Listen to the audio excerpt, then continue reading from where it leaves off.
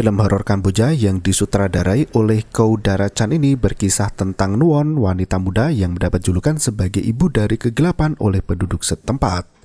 Semua kengerian terjadi setelah Nuon ditinggalkan suaminya untuk ikut berjuang di medan pertempuran. Kisah kehidupan yang menyayat hati di masa lalu menjadi perjalanan tak terlupakan dalam unsur supranatural negara Khmer itu. Hidup wanita itu berakhir tragis setelah kelahiran anak keempat. Kenyataan pahit terungkap di mana jasad seorang wanita berusaha untuk melanjutkan tugas dalam membesarkan anak-anaknya. Semua harapan hancur hingga hati dibebani kesedihan saat anak-anak pergi untuk melanjutkan hidup bersama ayahnya dan meninggalkan Nuon sendirian di antara dua dunia. Penderitaan apa yang selama ini dirasakan oleh Nuon? Berikut ceritanya.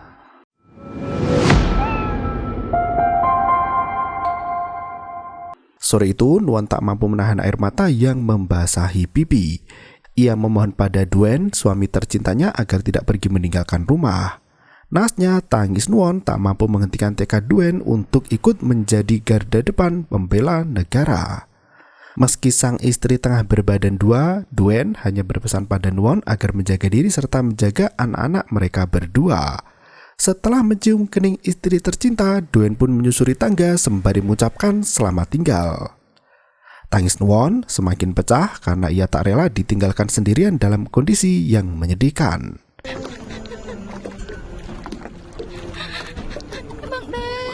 Apa mau dikata, sudah terlanjur sudah. Duen melenggang pergi ke atas kapal dan menghilang di balik semak belukar. Seiring berganti bulan, Nuon tinggal sendirian bersama 3 anaknya, Soy, Di, dan Dom. Malam itu, Nuon terhenyak melihat nenek dukun beranak yang diseret keluar rumah. Ternyata, Chet meminta bantuan karena istrinya sudah mau melahirkan. Nuon langsung menghitung usia kandungannya yang sudah masuk ke 10 bulan. Ia berpikir beberapa hari lagi mungkin sudah waktunya melahirkan.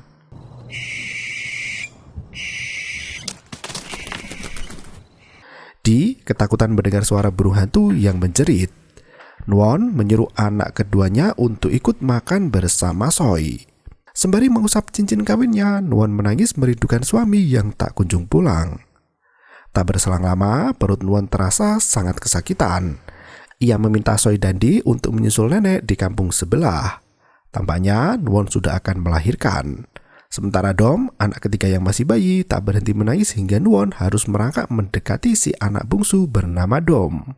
Untungnya, Soy dan Di berhasil sampai rumah bersama nenek yang sigap membantu. Untuk melakukan persalinan, nenek membutuhkan bantuan lebih banyak orang. Ia pun meminta Soy dan Di untuk memanggil warga sekitar. Sambil menunggu bala bantuan datang, nenek berusaha untuk menolong semaksimal mungkin. Nuon terus mengejan dengan sekuat tenaga, namun bayi dalam kandungan belum kelihatan juga. Anak bungsu Nuon yang masih bayi menangis di samping ibunya hingga nenek merasa heran apakah Nuon akan mati. Gangguan kucing hitam sempat menakuti nenek, namun ia tetap setia mendampingi proses persalinan Nuon. Ia meminta Nuon untuk mengejan lebih keras lagi. Di tempat lain, Soy dan Di kebingungan mencari warga yang tak mau keluar dari rumah. Saat Nuon mengejan terlalu kencang, ia teringat dengan suaminya yang berada entah di mana. Semua kenangan bahagia itu tak bisa lekang dari ingatan. Nuon mulai lemas setelah tenaganya habis terkuras seketika itu. Nenek dukun beranak itu berlari ketakutan begitu melihat Nuon tengah sekarat. Bukan anak yang dilahirkan, namun darah hitam kental yang mengucur keluar dari kemaluan. Anak bungsu Nuon menangis di atas perut ibunya yang telah tiada. Sementara nenek dukun beranak mencari bantuan warga untuk memakamkan jasad Nuon. Selang beberapa jam, ia kembali ke dalam rumah hingga terkejut melihat jasad Nuon yang menghilang entah kemana. Hanya ada si anak bungsu dengan bercak darah yang membekas di tikar ruang bersalin. Melihat Dom, anak ketiga Nuon sendirian di sana, mereka tidak bisa membawa anak itu tanpa izin dari Nuon sendiri. Mereka terpaksa meninggalkan anak itu sendirian di dalam rumah dan bergegas mencari keberadaan Nuon yang menghilang entah kemana. Soy dan Di terkejut melihat cahaya hijau berterbangan di atas rumah mereka. Kakak beradik itu lari pulang ke rumah dan menemukan Dom sendirian di balik semak belukar. Seketika itu, Nuong datang menghampiri ketiga anaknya yang ketakutan. Meski perut ibunya masih besar, Soi bertanya apa yang terjadi. Nuon berkata jika belum waktunya melahirkan dan hanya terasa sakit di perut. Ia mengira hendak bersalin hingga membuat panik satu desa. Karena malam sudah sangat larut, Nuon meminta Soi dan Di untuk segera tidur. Sementara Dom akan tidur bersamanya. Soi tersenyum melihat ibu menimang Dom hingga matanya terlelap dalam tidur yang panjang. Sementara itu, warga desa mulai membicarakan keanehan yang terjadi. Mereka sudah mendengar kabar tentang kematian Nuon saat melahirkan semalam. Cahaya hijau yang berputar di atas rumah Nuon diyakini sebagai arwah yang tak mau pergi ke surga. Mereka saling berbisik mengatakan jika Nuon telah mati. Seorang pedagang di pasar memperingatkan agar mereka tidak berbicara terlalu keras. Jika Nuon mendengarnya, bisa-bisa dihantui oleh arwahnya dan dicekik malam nanti. Tak berselang lama, Soi datang untuk membeli sayuran. Penjual sayur itu berkata jika ibu Soi adalah hantu dan tidak mungkin memakan sayuran. Tetangga Soi bernama Pak Cik membelanya dan berkata jika pagi tadi ia melihat sendiri Nuon yang sedang membersihkan rumah seperti biasa. Ia meminta pedagang itu untuk menjual sayuran pada Soi hingga anak itu mengambil kebutuhan dan melenggang pergi. Malam harinya penjual sayuran ketakutan melihat anaknya sendiri. Ia seperti dihantui oleh arwah Nuon yang datang menghampiri. Dua anak penjual itu berusaha menenangkan ibunya hingga tiba-tiba sang ibu mati tanpa sebab yang jelas. Pagi harinya seorang dukun datang ke rumah untuk mengusir hawa jahat di rumah Nuong. Sang dukun bersama warga mengusir Nuon dari rumah karena mereka terlalu menakutkan. Di sampai memeluk ibunya agar tidak terkena cambukan dari dukun jahat itu. Melihat ibu disakiti warga, Soi yang sibuk mencari kayu bakar lari ke rumah kepala desa untuk menghentikan kekacauan di rumahnya. Pak kepala desa pun membawa senjata sambil melenggang ke rumah Nuon. Ia meminta semua warga untuk tenang dan jangan menyebarkan fitnah. Penjual sayur mati terkena serangan jantung sementara Nuon sedang hamil besar namun malah disiksa warga. Semua orang masih berkata jika Nuon telah mati bersama anak dalam kandungannya. Warga juga menuduh Nuon sebagai praktikus ilmu hitam yang bisa menjelma setelah kematiannya. Pak Kades langsung murka dan meminta warga untuk hati-hati bicara. Ia mengusir sang provokator bernama Den beserta dukun dan warga yang terkompromi oleh perkataannya. Malam harinya, Soi mengkompres luka di punggungnya akibat dicambuk oleh dukun jahat itu. Nuon menangis mengobati luka di punggung Di yang berusaha melindunginya dari kejahatan warga. Di meminta maaf karena tak bisa melindungi ibunya. Ia pun bangkit untuk mengusap air mata di pipi sang ibu. Di berjanji saat dewasa nanti ia akan melindungi Nuon dengan sepenuh hati. Nuon ikut menangis karena rindu dengan sang suami yang tak kunjung pulang. Nuon berjanji akan melindungi anak-anak hingga mereka mandiri dan mampu menjaga satu sama lain. Nuon menegaskan pada Soi dan Di untuk belajar hidup mandiri agar bisa melanjutkan hidup setelah dirinya tiada nanti. Di malam yang semakin larut, Nuon menimang anak ketiganya yang masih bayi hingga suara nyanyian terdengar menggema di penjuru kampung. Semua orang yang mendengar senandung itu langsung bersembunyi di dalam rumah sambil berdoa pada Buddha. Mereka sangat ketakutan hingga tak ada yang berani keluar malam-malam.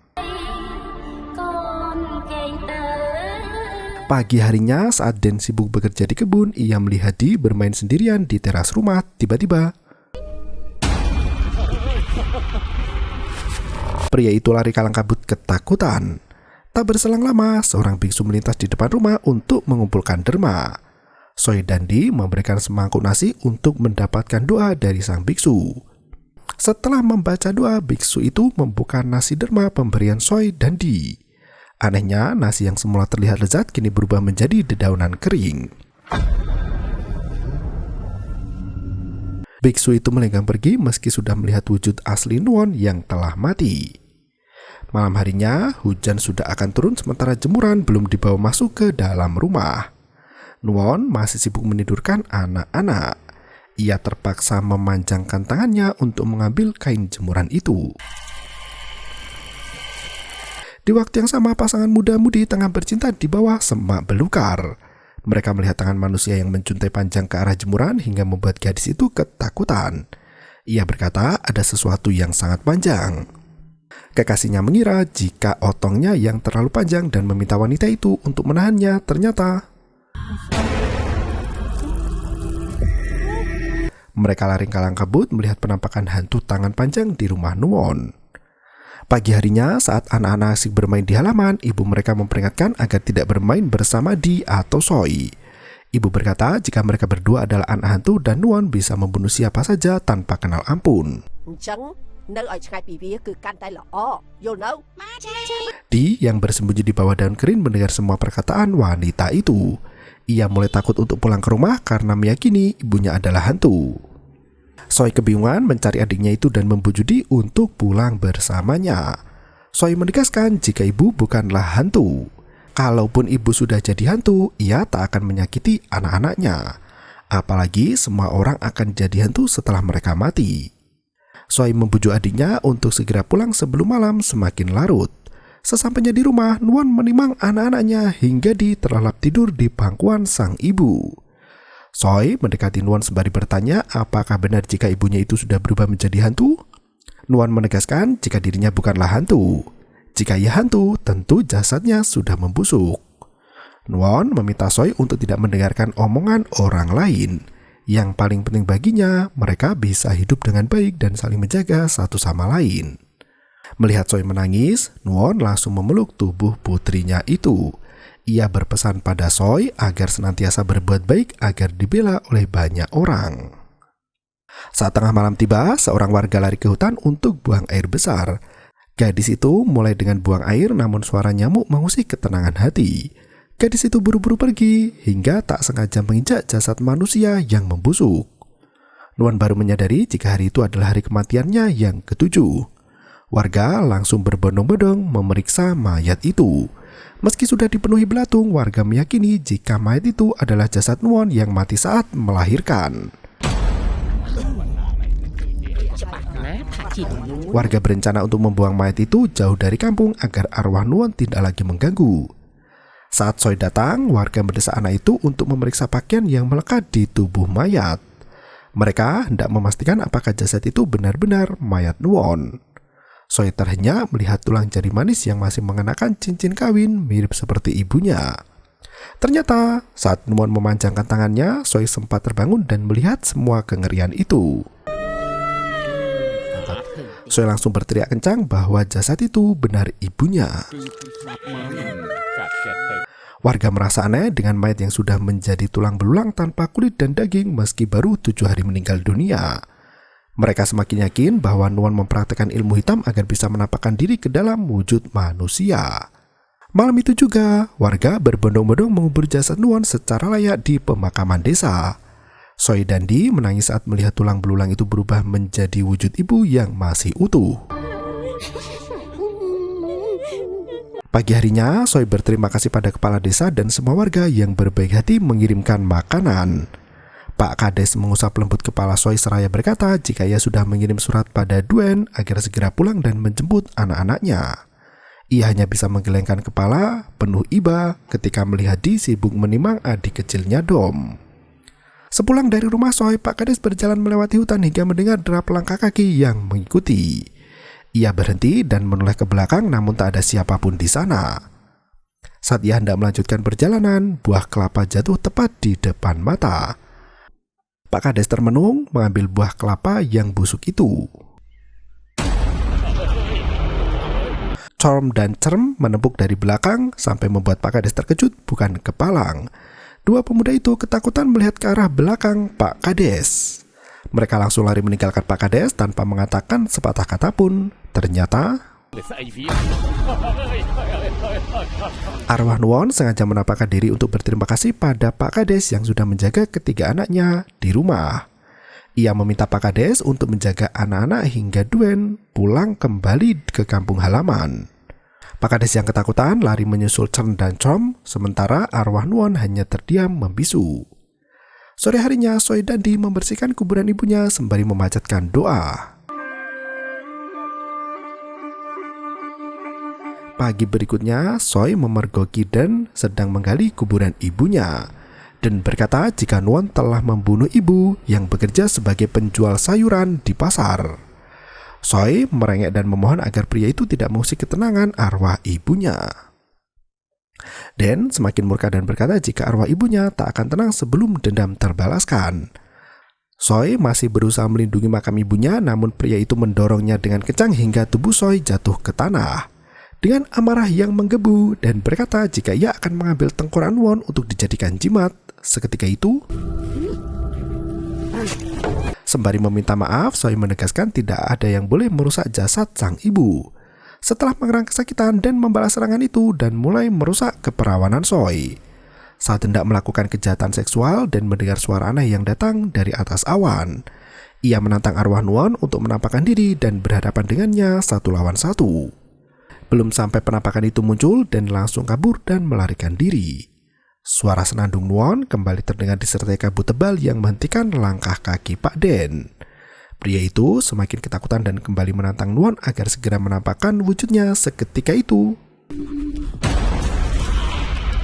Sebuah tali panjang menjerat leher Den dan ditarik ke dahan pohon yang tinggi. Meski tubuhnya sudah dikubur dengan layak, arwah Nuwon tak akan membiarkan anak-anaknya disiksa. Den merintih ketakutan sembari memohon agar tali di lehernya itu dilepaskan. Nuwon menegaskan jika dirinya tidak ingin menyakiti siapapun.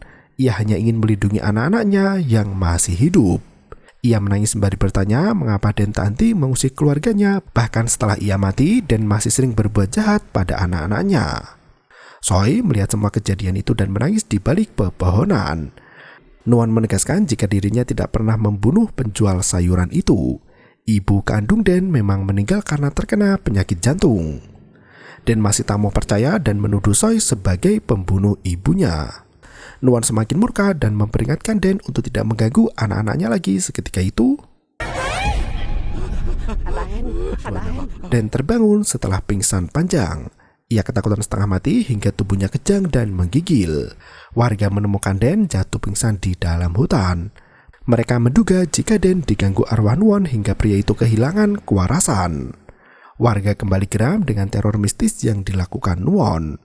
Biksu pun datang dan memperingatkan warga untuk tidak membuat fitnahan tanpa dasar. Semua yang terjadi pasti ada penyebabnya. Biksu meminta air suci untuk mengobati Den yang masih ketakutan. Setelah membaca doa, biksu itu memercikan air ke kepala Den. Ia berkata sebentar lagi Den akan tenang seperti sedia kala. Seorang warga membujuk Pak Kades untuk melakukan sesuatu sebelum arwah Nuwon semakin mengadi-ngadi. Jika kepala desa tak mau bertindak, warga mengancam hendak mengambil tindakan sendiri. Di tempat lain, Di mendapat bulian dari teman-temannya setelah mendapat julukan sebagai anak hantu. Semua orang tua melarang bermain dengan Di dan Soy karena Nuwon akan mengganggu ketenangan hidupnya. Sebelum malam menjelang, seorang warga menyusul anaknya agar segera pulang ke rumah.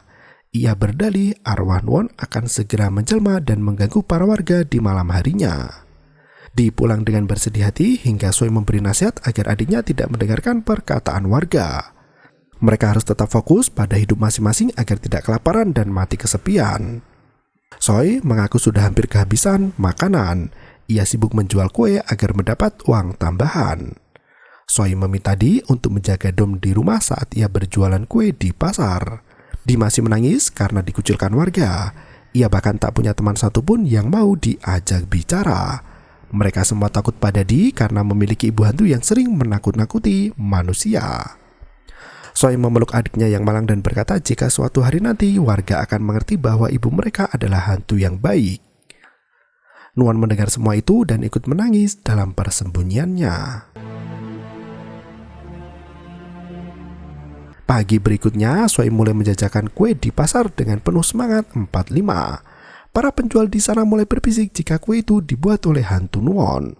Tak ada satu orang pun yang mau membeli kue itu, bahkan mereka enggan untuk memakannya. Seorang anak laki-laki sampai hati mendorong tampah jualan Soy sampai jatuh berserakan di tanah. Soy menangis sembari mengambil kue itu. Ia pulang dengan tangan hampa sementara ketersediaan beras sudah hampir kosong. Malam harinya, Soy masih menangis ketika melihat Di menyuapkan nasi untuk Dom. Pagi harinya, saat Soy mencari ikan di sawah, arwah Nuwon ikut membantu dan melemparkan semua ikan ke arah keranjang Soy. Di dan Dom ikut senang melihat kakak mereka mendapat banyak tangkapan ikan. Malam harinya saat mereka berjalan pulang, tetangga melarangnya melintas di depan rumah. Mereka takut hantu Nuon akan mengganggu jika tahu anaknya lewat di depan rumah. Mereka bahkan berkata jika anak hantu seharusnya makan cacing dan bukan makan ikan. Hari berikutnya saat wanita itu mengikat jemuran, ia merasakan hawa mistis yang menyerebak kuat. Berulang kali ia menoleh ke belakang hingga tiba-tiba Nuon memperingatkan mereka agar tidak mengganggu anaknya lagi dan mengurus urusannya sendiri. Wanita tetangga itu sampai ketakutan hingga merangkak masuk rumah. Sementara di tempat lain, penjual di pasar mulai mengarang cerita jika semalaman diganggu oleh arwah Nuon. Mereka tak henti membicarakan Nuon dan menghina arwah wanita itu. Tangan Pucat memberi seikat sayuran hingga kedua wanita itu pingsan di tempat. Ternyata mereka bertiga lari kencang karena ketakutan melihat hantu Nuon. Di tempat lain, pria pedagang kue yang berjalan melintasi rumah pun ikut diganggu. Ia meninggalkan banyak jajan di depan rumah hingga dengan senang mengambil semuanya. Malam harinya, Soi sibuk membuat makanan sendiri sementara Dom sudah menangis kelaparan. Di masih belum pulang juga di petang yang telah larut. Mereka bertiga lari kencang karena takut melihat hantu Nuon. Nuon kembali menjelma dan menari di depan anak bungsunya. Tarian itu membuat Dom tertawa kegirangan. Soi heran mendengar suara tawa adiknya sementara tak ada siapapun di dalam rumah. Hari berikutnya ketika seorang tetangga melintas di depan rumah, Soi melihat penampakan tubuh Nuon yang memegang kepala. Pria penjual ikan itu langsung meninggalkan ikannya di depan rumah dan berlari ketakutan. Soi menemukan ikan itu dan langsung memasaknya untuk dijadikan lauk yang sangat lezat. Malam harinya, pemuda yang tengah tidur terkejut melihat patung Buddha yang jatuh dengan sendirinya sampai berhamburan. Ternyata Den sengaja membawa patung Buddha dan obor untuk membakar rumah Nuon. Ia tak peduli dengan nasib anak-anak di dalam rumah itu dan ia bahkan berkata biar anak-anak Nuon ikut ke neraka bersama Nuon. Seketika itu, Den menunjukkan patung Buddha di tangannya dan mengancam hendak membakar rumah Nuon. Hantu wanita yang menjelma itu selalu menggendong bayi dari kandungan terakhir yang ikut mati saat proses persalinan. Nuon menegaskan jika ia tidak akan membiarkan anak-anaknya menderita. Nuon memadamkan api obor itu dengan percikan air hingga membuat Den lari tunggang langgang ketakutan. Nuon menegaskan bahwa Tuhan tidak akan mau membantu orang jahat seperti Den. Pria itu lari hingga terpleset dan tubuhnya tertusuk batang pohon tajam. Pagi harinya, Soi pergi mencari kangkung karena penjual di pasar tidak mau menjual dagangannya pada mereka. Ia meminta Di untuk menjaga Dom di dalam rumah. Seketika itu, seorang wanita yang melihat mayat Den langsung berkata jika Nuon telah membunuh warga desa lagi. Ia menyebar desas-desus itu hingga semua orang menjuluki Nuon sebagai hantu yang kejam, yaitu ibu dari kegelapan. Malam harinya, Soi menimang Don di ayunan sembari menunggu Di yang belum pulang juga. Ia melenggang pergi dengan perahu untuk mencari adiknya itu. Ternyata semua warga Kong Kali Kong menculik Di untuk memancing Nuon agar menampakkan diri. Soi menangis melihat adiknya disakiti. Ia memohon agar Di dilepaskan, namun warga masih menunggu kemunculan hantu Nuon. Dukun jahat itu mulai menyakiti Di sembari mengumpat dengan kasar. Pak Kades terpaksa membawa biksu untuk melihat praktek perdukunan jahat itu. Biksu meminta semua orang untuk pulang ke rumah masing-masing karena apa yang mereka lakukan saat ini adalah perkara yang terkutuk. Warga mau melepaskan Di asal Pak Kades mengurung arwah Nuon yang gemar mengganggu mereka. Setelah Di dilepaskan, Soi membawa adiknya pulang ke rumah untuk mengobati luka bekas cambukan dari dukun jahat. Ia menempelkan nasi panas ke punggung adiknya dengan selembar daun kering. Di menangis karena ibunya tidak datang menolong saat ia disakiti warga. Soi berlari keluar rumah sembari berteriak memanggil ibunya.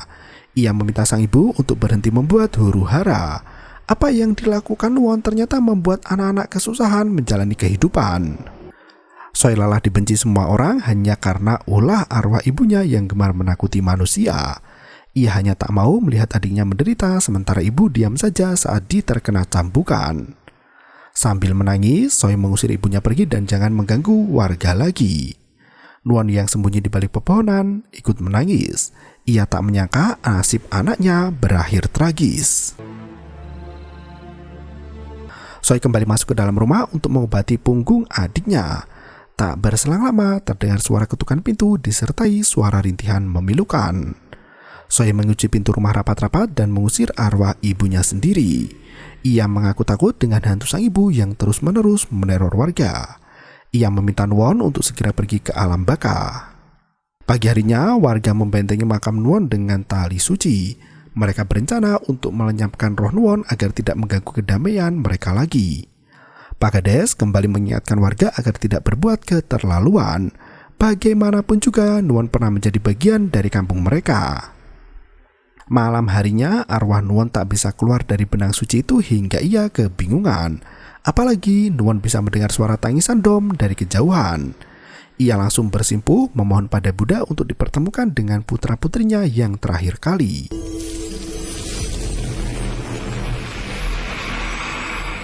Malam itu, Soi selesai menimang Dom dan merebahkan diri di atas tikar. Nuon masuk ke dalam rumah dengan terbang seperti kunang-kunang. Ia duduk termenung di sisi anak-anaknya sembari menyelimuti tubuh Soi Dandi yang kedinginan. Nuon menangis saat melihat si kecil Dom yang tidur dengan lelapnya. Ia sangat khawatir dengan masa depan mereka. Ia takut mereka tak bisa bertahan dalam kerasnya dunia. Nuon berubah menjadi kunang-kunang kembali dan terbang keluar jendela. Sebagai anak sulung, Soi langsung terbangun begitu mendengar suara di dalam rumah. Ia pun pergi mengikuti kunang-kunang itu dan melepaskan benang suci di sekitar makam ibunya. Arwah Nuon kini bisa terbebas dari belenggu benang suci itu. Ia langsung menyambangi si dukun jahat yang giat merapalkan mantra untuk memperdalam ilmu hitam. Begitu pintu tertutup, dukun itu beranjak untuk memeriksa ke dalam. Ternyata Nuon datang bersama jabang bayinya untuk membalaskan dendam ke Sumat. Dukun itu langsung menyerang, namun kekuatan Nuon sudah diberkati oleh Buddha. Nuon melumpuhkan kekuatan tangan sang dukun yang langsung menyabet tubuhnya sendiri. Di tempat lain, seorang gadis desa mendayung sampan untuk kembali pulang. Ia merasakan ada hawa dingin yang menyeruak disertai suara longlongan Nuon yang sedang menimang anak. Sampan yang dikendarai pun berhenti bergerak. Gadis itu berusaha untuk mendayung sekuat tenaga, namun perahunya tak mau melaju ke depan. Ternyata Nuon menyumpal mulut gadis itu sampai mati kehabisan nafas. Wanita jahat lain yang sedang tidur di kamar ikut terkena gangguannya juga. Ia terbangun saat tirai jendela menyibak di atas kepala. Wanita itu memeriksa keluar rumah dan mendengar gemercik air di dalam gentong. Ia pun mendekati gentong itu dan wanita itu lari menjauh, namun Nuon menarik tubuhnya dan menenggelamkan kepalanya ke air gentong sampai mati. Ia tak terima jika dipisahkan dengan anak-anak yang masih hidup. Wanita itu terbangun dan memohon pada Nuon agar ibunya jangan dihabisi. Begitu melihat gadis kecil, mata Nuon langsung teringat dengan Soi putrinya sendiri. Ia melepaskan wanita itu agar si gadis kecil tidak kehilangan ibu seperti anak-anaknya. Nuon berganti mengganggu pria nelayan yang sibuk melempar jala. Ia bingung mengapa jala tersangkut meski baru lemparan pertama. Begitu melihat seorang wanita masuk ke dalam jala, pria itu langsung melepaskan tubuh si wanita. Rupanya wanita itu adalah Chan, penduduk desa yang tenggelam dari sampan. Chan langsung menaruh dendam pada Nuon yang mencoba untuk membunuhnya saat mendayung perahu. Pagi harinya, Pak Kades meminta maaf pada Nuon karena ia tak bisa memenuhi janjinya untuk melindungi anak-anak. Ia hanya ingin kehidupan di kampung kembali aman dan damai seperti sedia kala. Jika Nuon masih terus mengganggu, Pak Kades tak punya pilihan lain untuk mengambil tindakan lebih keras lagi. Pak Kades mengaku rela jika Nuon hendak membunuhnya karena ia bukan ketua kampung yang baik dan gagal melindungi warga. Nuon langsung muncul memenuhi perintah Pak Kades. Ia menjulurkan tangan panjang dan mencekik leher pria itu hingga lidahnya pun ikut mencuntai keluar. Saat hampir mati, Nuon melepaskan cekikan dari leher Pak Kades. Melihat Nuon menangis, pria itu berhenti mengucapkan kata maaf. Pak Kades memberikan beras pada Soi untuk mengucapkan selamat tinggal. Ia tak bisa membantu terus-menerus dan berharap ayah Soi segera sampai. Karena malam sudah hampir tiba, Soy berjalan pulang dengan membawa sebakul beras. Wanita gila mulai mengganggunya dan merebut bakul beras itu. Soy berkata jika manusia lebih kejam dari hantu sampai hati merebut beras pemberian Pak Kades untuk anak kecil yang ditinggal orang tua. Seketika itu, wanita gila itu lari ketakutan, namun Nuwon tak mau melepaskannya begitu saja. Nuwon mengikutinya sampai masuk hutan dan memaksa si wanita gila untuk mengunyah cacing hidup. Di tempat lain, Soy mengkompres lukanya akibat rebutan bakul beras dengan wanita itu. Dari kejauhan tampak seorang pria jahat yang berencana untuk membunuh anak-anak Nuwon. Dengan membawa parang, pria itu berjalan mendekati secara perlahan. Tiba-tiba, pria itu langsung lari begitu melihat penampakan hantu Nuwon. Hari berikutnya, Soy sibuk memetik buah di hutan. Ia dihadang oleh dua pria jahat yang berniat untuk menghabisi nyawa Soy. Mereka memaksa anak itu untuk segera pindah dari kampungnya karena arwah Nuwon sangat meresahkan warga. Mereka langsung merobohkan tubuh Soy di mana arwah Nuwon langsung menyambangi. Hantu itu merasuki seorang pria yang langsung mencongkel mata temannya sendiri. Saat pria itu tersadar dan hendak melarikan diri, Nuwon mencekik lehernya. Tubuh pria itu dihempaskan hingga mati tertusuk dahan runcing. Sementara penjahat yang dicongkel matanya merangkak pergi dengan mengendap-endap. Nuwon tertegun melihat anak gadisnya yang menangis ketakutan. Soy justru marah pada ibunya karena tak mau pergi dari kehidupan manusia. Ia meminta sang ibu untuk jangan menjelma lagi dan jangan membantu kehidupannya lagi. Sambil menangis, Soy langsung meninggalkan ibunya begitu saja. Nuwon tertegun tanpa kata-kata karena dalam hatinya masih sangat ingin bersama anak-anak. Sore harinya warga membawa dukun jahat untuk menghalau Nuwon. Setelah tali suci berhasil dilepaskan oleh Soy, sang dukun kini memasang patok kayu tajam agar tidak bisa dicabut oleh siapapun juga. Patok kayu itu menembus sampai melukai dada Nuwon. Dukun itu berjanji hanya ia yang bisa melepaskan patok itu dari tanah kuburan. Seorang pemuda menguji kekuatan kayu itu dan ternyata memang benar tak bisa dicabut begitu saja. Dukun jahat itu menjamin arwah Nuwon tidak akan mengusik ketenangan warga desa untuk selama-lamanya. Nuwon yang kesakitan menangis meminta bantuan anak-anaknya. Naas tak ada yang bisa mendengar lolongan dan rintihan di dalam tanah kuburan. Pagi harinya saat Soy sibuk berdoa, Duen akhirnya sampai juga di kampung halaman. Ia membutuhkan waktu perjalanan yang cukup panjang untuk sampai ke rumah anak-anaknya itu. Setibanya di sana, Soy dan Di menangis melihat ayahnya kembali. Mereka saling berpelukan hingga Duen tak kuasa menahan air matanya juga. Duen merasa sangat tertekan melihat tubuh anak-anaknya yang sangat kurus tak terawat. Sebelum pergi, Duen berpamitan pada Nuwon di pemakaman. Ia meminta maaf karena telah meninggalkan istri dan anak-anaknya. Kini ia berjanji akan melanjutkan tugas untuk merawat anak-anak di perantauan. Ia meminta Nuwon untuk meninggalkan dunia manusia dengan tenang karena kini sudah ada yang merawat ketiga anaknya. Nuwon hanya bisa duduk di atas makam sembari melihat anak-anaknya pergi di bawah suami. Ia tak henti menangis di waktu pagi hingga petang. Saat malam menjelang, Nuwon bangkit dari makam dan merangkak hingga masuk ke dalam rumah. Kini rumah itu sepi tanpa kehadiran tiga buah hati tercinta. Tangis Nuwon semakin terdengar pilu hingga tak ada yang berani keluar dari rumahnya. Nuwon bersumpah akan terus menunggu rumah itu hingga anak-anaknya kembali. Ia rela menahan rasa sakit ribuan kali asalkan bisa bertemu dengan buah hatinya lagi. Kayu itu membawa arwah Nuwon untuk kembali ke atas makamnya. Nuwon tak bisa pergi jauh karena kesedihan semakin menyayat hati. Nuwon teringat kenangan pahit masa lalu saat diusir oleh Soy yang tak ingin melihat arwahnya lagi. Nuwon juga ingat saat pertama kali melahirkan bayi di hutan. Si kecil Soy terlahir di sore hari dengan mata yang indah dan bersinar seperti matahari. Nuwon berteriak memanggil Soy dan terus meminta tolong karena tusukan di dada terasa menyakitkan.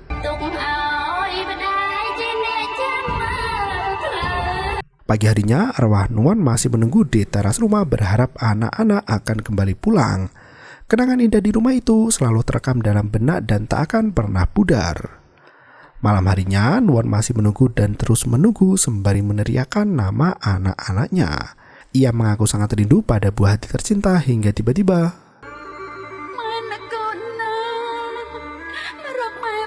Tak terasa 10 tahun telah berlalu. Soy yang tinggal bersama ayahnya kini sudah beranjak dewasa. Ia selalu memimpikan sang ibu yang melolong minta pertolongan.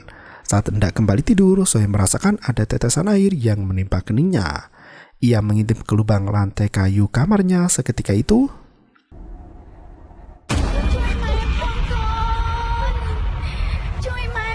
teriakan Soy membuat adiknya dipanik dan berlari menghampiri. Soy meyakini ibu sedang membutuhkan bantuan. Ia membujuk sang ayah untuk membawa biksu ke makam agar bisa mendoakan arwah sang ibu. Esok harinya mereka berkunjung ke makam bersama seorang biksu yang bisa melepas kayu patok itu. Dengan selai kain putih, biksu itu menyembuhkan luka di dada Nuwon dan membangkitkannya dari kubur. Soy mengungkapkan jika kini ia hidup damai dan tenang bersama sang ayah. Tak ada orang yang membenci mereka lagi. Ia berjanji akan menjaga adik-adiknya dengan sebaik mungkin. Ia meminta ibu untuk meninggal dengan tenang dan kembali ke alam baka dengan penuh kedamaian. Mereka tak mau melihat ibunya menderita lagi. Akhirnya, Nuwon berhasil lenyap dari alam manusia dan tersenyum melihat anak-anaknya tumbuh dengan bahagia. Kisah ini menggambarkan perjuangan seorang ibu yang rela bertaruh nyawa untuk membesarkan anak-anaknya. Semua anak patut menghargai perjuangan orang tua yang merawat sedari kecil dulu, dan film pun berakhir. Meski mendapat respon positif dari penikmat film horor, sayangnya kisah yang diangkat mirip seperti cerita legendaris Thailand, Mena.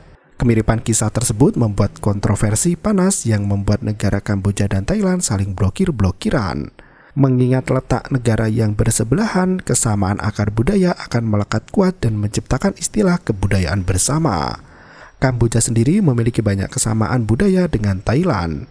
Bahkan agama dominan di negara tersebut adalah sama-sama Buddha Theravada. Film ini didedikasikan khusus untuk para orang tua yang berjuang dengan berbagai cara demi menghidupi anak-anaknya. Di masa lalu belum ada program keluarga berencana hingga banyak orang tua yang kewalahan mengurus anak-anak sendiri. Seiring berkembangnya teknologi, orang tua kini masih bisa mempersiapkan masa depan lebih baik dan berjuang lebih optimal demi kebahagiaan buah hati tercinta. Terima kasih dan sampai jumpa.